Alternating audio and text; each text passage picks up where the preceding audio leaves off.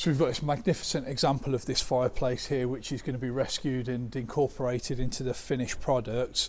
Some of them had to go, some of them have stayed.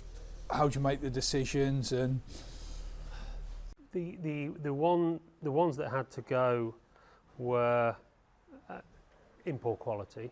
Some of them were later additions, so really the decision was made for us. We've managed to retain 2 large ornate fireplaces, a further fireplace in one of the first floor apartments that's quite a different detail because there's an extension on the house, and we're quite keen to keep the fact that that's an extension.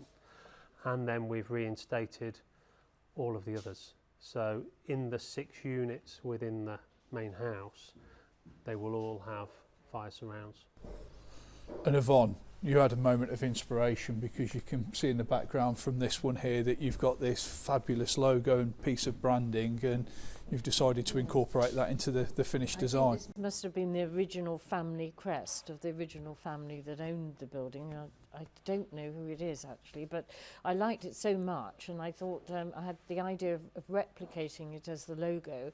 So Antony, being very artistic, did a bit of rubbing, rather like brass rubbing, and lifted the image and then turned it in, you know,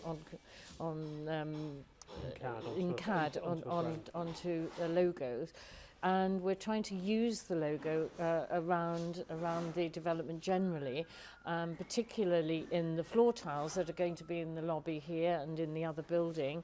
We've got bronze tiles, we've got a pale marble kind of tile, and then we've got the logo imprinted onto bronze tiles in different tiles dotted around in the tile pattern, and I think it makes it really quite special. I've had some further ideas of where we can use it in subtle ways, where we have obscure glass, we can have it, and you know, it's just a nice touch because I think it keeps the building true to its original origins. So I've seen the first prototype of the tile that you're going to be using here in this beautiful open entrance hall.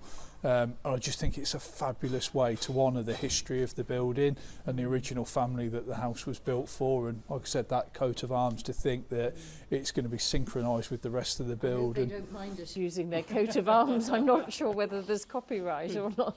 I'm not even sure if copyright would have been about back then, but I just think it's a fabulous way to honour the history of the building. It's going to be such a nice touch, and I just think it brings the history of the building to life. So yeah, perfect example.